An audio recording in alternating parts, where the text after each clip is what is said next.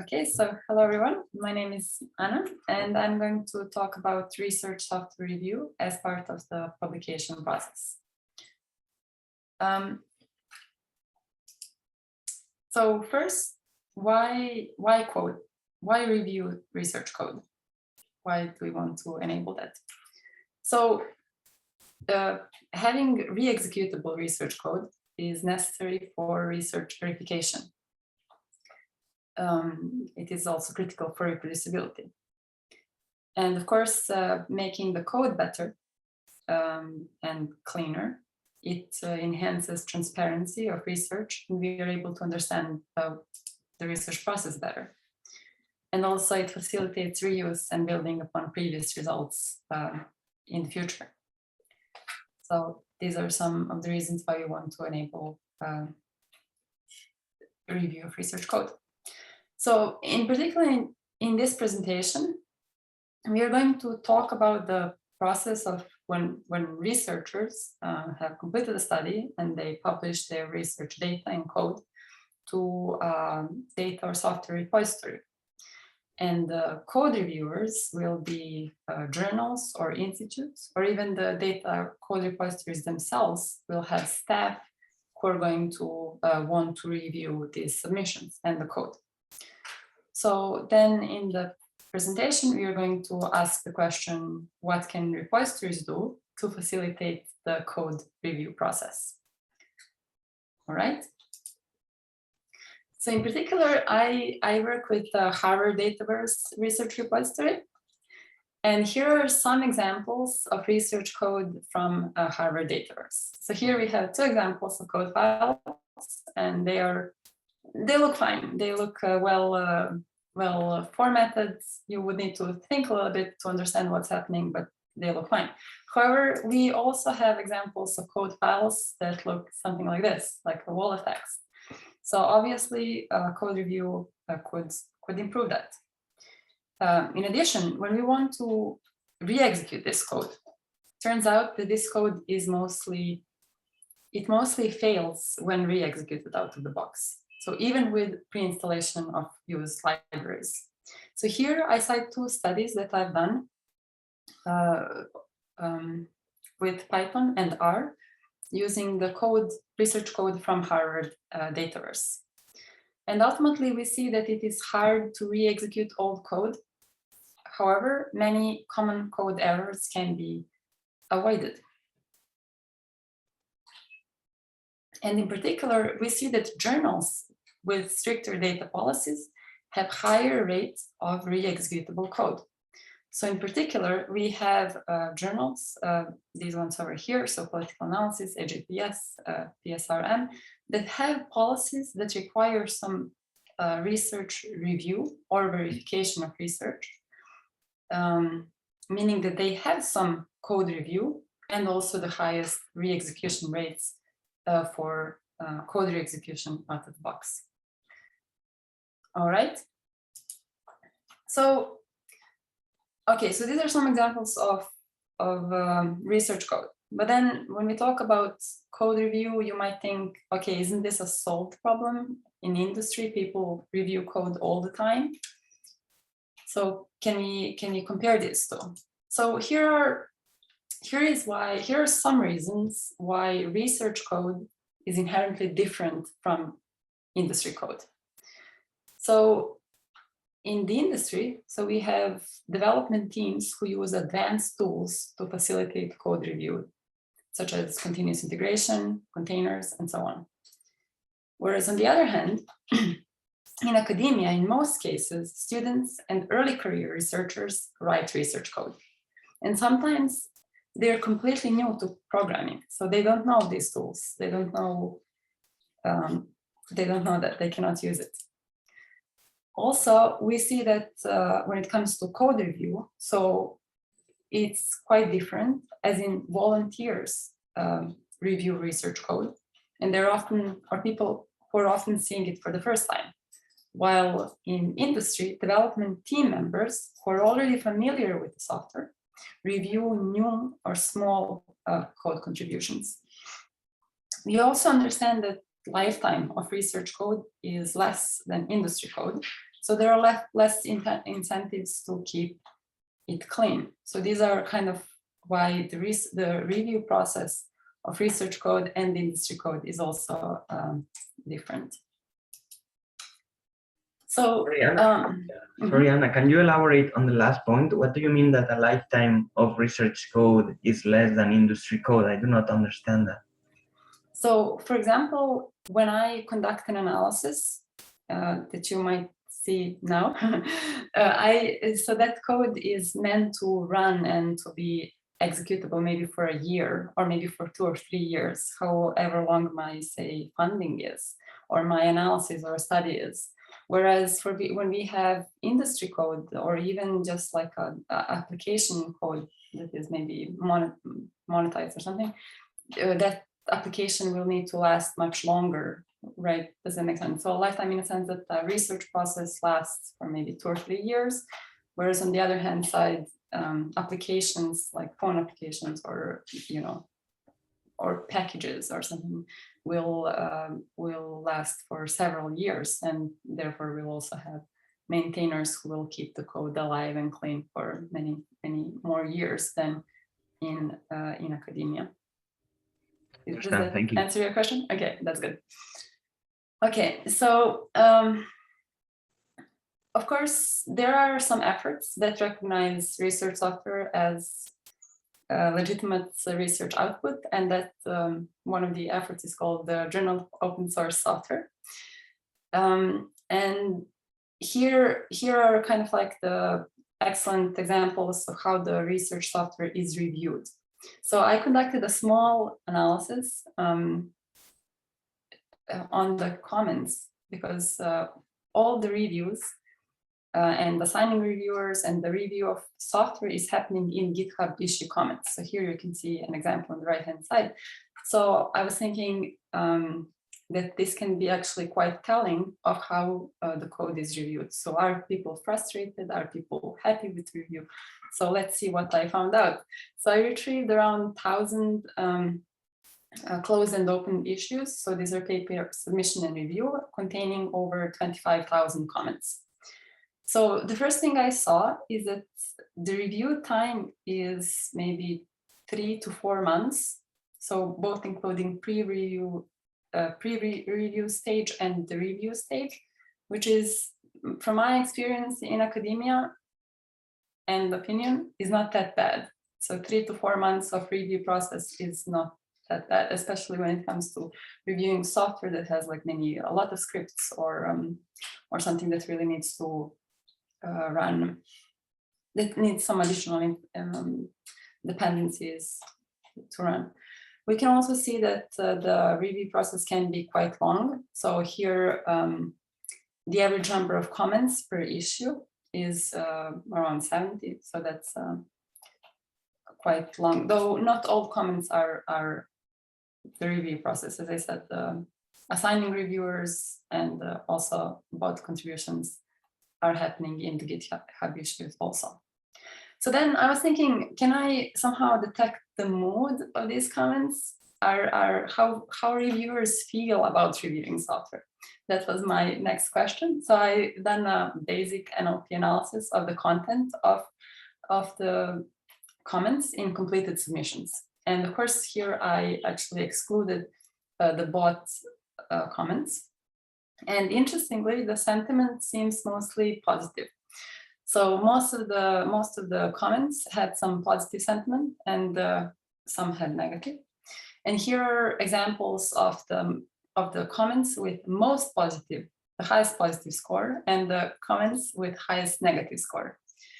And also each comment, so users can have reactions to comments. And here are how these reactions look like on a histogram. So mostly people give thumbs up. So this is not really very telling, because people don't normally use negative emojis. But according to the basic NLP analysis, the sentiment still seems very positive. And here's also the word cloud of just submission comments. So we can see that there is a lot of thank you, there is review, issue, work example. So all the familiar keywords. All right, so now based on this, so what can we learn from JOS? What is the secret of the happy reviewers at JOS? And what can we also learn from the Dataverse study? So here are some ideas to make code review easy at research repositories. So first, what I think is the secret of the Journal of Open Source Review is that they have checklists for code reviewers. So everyone essentially knows what they're supposed to do because they have a checklist that predefines what they need to look at. And this is the example, this is the checklist that is used at JOS, which can also be potentially implemented in data repositories and used by other reviewers and data curators. So the second idea is obviously also low-hanging fruit. So guidelines for code depositors. We should encourage maybe templates, so README templates, code testing and good practices, but just have that as guidelines. So here's the guidelines that we have for the Dataverse repositories. And this is one of the kind of newer contributions to the guidelines. Then we have maybe a little bit more advanced ideas, so automatic code style assessment. So automatic code style assessment informs the depositors of the readability of their code. So there are existing code formatting tools that can be encouraged or recommended. So some of them are in-browser tools. So essentially, instead of having a wall of text in a code file, we want to have code file that is nicely formatted. And here is also an example that I've done with students from Boston University, where we looked at the code readability of research code at Harvard Dataverse. One step further would be automatic code re-execution. So especially it can be feasible for free software and for small scale studies, for small scale, for maybe software that has only a few scripts, code script. So essentially enabling an automatic code re-execution test could fast identify missing files from a submission or other common errors. It could help with the documentation of analysis flow, as the researcher would need to add these re-execution commands, including some maybe contextual information. And then by capturing this process of automatic code re-execution, the reusers will be able to run the code out of the box and reuse it or review it.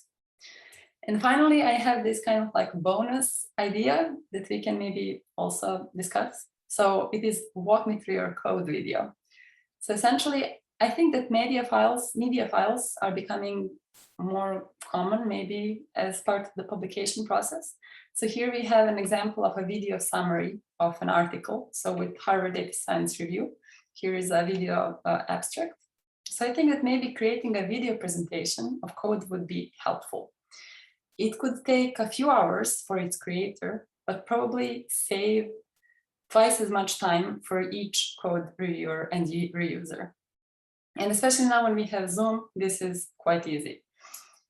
So yeah, I'm kind of interested to hear what you think about this idea. It could kind of simulate this situation where developers would go to each other and then just directly ask, walk me through your code video. So yeah, that's it. Thank you very much. Any questions? Thank you, Anna. Sorry for being a little bit over time. Does anyone have questions? I have a question and a comment. So a comment on the last issue on this video. I like that idea. And in fact, it is a lot of work probably, but if you're in a team, it is also a great way to introduce potential and future team members to more efficiently become part of the project, because a lot of these types of projects have a very high threshold to become part of the team. So that could be another reason for these people to do that. So now a question. In the beginning, you mentioned a few cases and you colored them green and yellow and orange or so, what kind of journals were doing what kind of requirements. And I noted that a lot of these journals were, I don't know if that's the right word, were soft sciences and Social science. Okay. well, yeah, they don't work with photons or data. They work with people often, right? And they have surveys and things like that. So it's very statistical. I don't want to say it's harder in the hard sciences, like what I'm in, but I always heard anecdotal stories that there are some examples of the hard sciences, particularly biology or biochemistry or DNA research, where the requirement is that you have to submit code in R. And of course, that's super easy because now you're limiting it to a certain language. And so I can imagine that's very easy. And I've certainly discussed this a number of times, how to make it more reproducible, but it's just very hard in the type of work that I do. So first of all, so the question is, did you have any data on the harder sciences? Sadly no, because the data repository was essentially initially created as well geared toward social sciences, and also they collaborate only with these journals. So the thing is that each of these journals have their own collection at Harvard Dataverse. Then I can kind of like pull the datasets directly from their collection. So there were maybe some of the data sets that are from hard sciences, maybe maths or well, not maths, but there are some that kind of like belong to other fields. But the thing is that sample was very small to really draw a conclusion. Mm-hmm. Okay, we have a couple more questions. Thank you, Peter, for that. We have 2 more questions, and then I think we need to move on. Hervé has a question. Hey, his hand was raised. Yes, thanks a lot. That was really very interesting presentation. One question I have is actually related to this specific slide. Is how do you have like a specific list of the policy, data sharing policy rules that that you gathered and evaluated here against the code re-executability? The idea here was basically that it would be very interesting to see you know, how this scales also in other journals, in other contexts, and so on. I don't understand the question. If I have a sorry, I'm just do you have so the data you analyzed for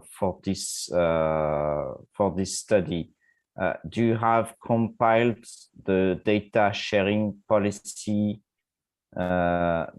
of the different journals somewhere? Yeah, yeah. So that is essentially these journal collections had the largest sample of data sets. So they had the most data sets. I think that I selected the 10 journals that have the largest data sets collection. And then for these journals, I would manually, I would have gone to their website and see what type of data sharing policy they have. So if they use the word encouraged, like data sharing is encouraged, I would then here label them as encouraged. If they say data sharing is required, I would put required. And then for these 3, they have they use this particular also wording in a sense that each data and code submission is reviewed or verified even by third-party by third-party reviewers. So yeah, that is kind of like I have that data set, it's public, and that is also something that I've done manually. So yeah. Okay, thanks a lot. One last question. Have you evaluated the re-executability of the JOS papers as well? Because it seems to me like this would be probably one of the places where most of the code is easily re-executable because they have very extensive rules for software review and so on. So I'm just wondering. Yeah, and no, I have not. I have only conducted this study thinking that it could strengthen my case of saying that code review is hard and takes a long time. And I've only done this like a few days ago, just for the sake of this presentation. But then it turns out that was not the case according to my results. And then I needed to reinterpret the result, and kind of show what we can learn from it. So I did not, but I think also that these submissions are typically more diverse, in a sense that in Dataverse we see a lot of R code, where here there is really a higher diversity of code files, and also maybe they're more packaged as a software package rather than being standalone scripts that one can just run out of the box maybe. Okay, thank you so much. Okay, Daniel, you had a question? Yes, I have two quick questions. So the first one is, I would like a little bit more insight about this statement about the lifetime of code in industry, because as far as I know, industry in general does not share their code. So I was wondering whether you are referring maybe to the open source community rather than industry in general, or a clarification on that statement. Yeah, it is. So, you know, when I say a lifetime of code, it is how long the code is maintained, right? So, for example, for the Dataverse, okay, sure, the Dataverse project itself, so the Dataverse software itself is maintained already for, I don't know, 10 years or something, and you know, we can see that they employ some very strict code review policies. So the project is meant to live, it has funding, and it lives for, I don't know, 10 years. And also with the other open source packages that have scheduled version control. So they every few months, they will have a new release of the software. Whereas for research code, so we can see that, you know, PIs at universities and institutes, they have a constant flow of students and early career researchers, right? Yeah. You can always employ a grad student. And then the grad student will work on a research project, maybe for 1-2 years. They will develop some code scripts. And then these kind of scripts will last as long as the project lasts, right? Maybe until publication. So of course, it depends on the project itself. Some labs will have will really develop packages that will last maybe many years. But I think that we can say that on average, lifetime of research code is less than professionally developed code, especially considering that most of the research code files are essentially created just for a year or for a single analysis. I'd like to interject something here.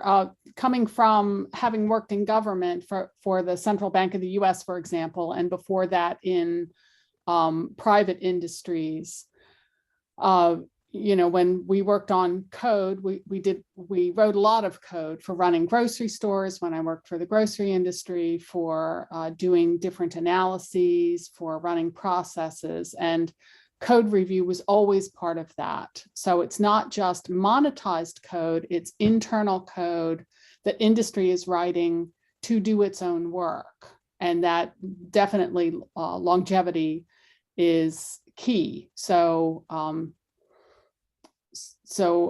I think it's not just industry when you're talking about products that are public. There's lots of code in industry and in government, for example, that gets written, and the intent is to keep it around, sometimes for decades. There's a reason why sometimes COBOL programmers still get jobs, you know. So. Right. Yeah. Well, I was wondering more about the data used to back up that intuition, which I believe. I mean, you are basing it on your experience, and it will probably be true. But I was wondering that. But anyway, let me. Yeah, there is a study. There is a study. I can send you a link a little bit. So it turns out that I think published research code was not. The study kind of shows that published research code was not updated for a whole year after it was published the first time or something. It had like a single release, and like nobody came back to it ever again. Well, I will share on the in the chat. Thank you. And the other question was about you are talking about code review, but then you also bring in containers, no, which is more for reproducibility purposes. But I think that containers are being adopted in academia quite a lot lately, at least in many of the conferences that I'm reviewing for. People are likely to also include containers for their services and so on. Maybe it's not like a very extended practice. So I was wondering on how whether that statement, in your opinion, had started to also apply to research code as well or not yet.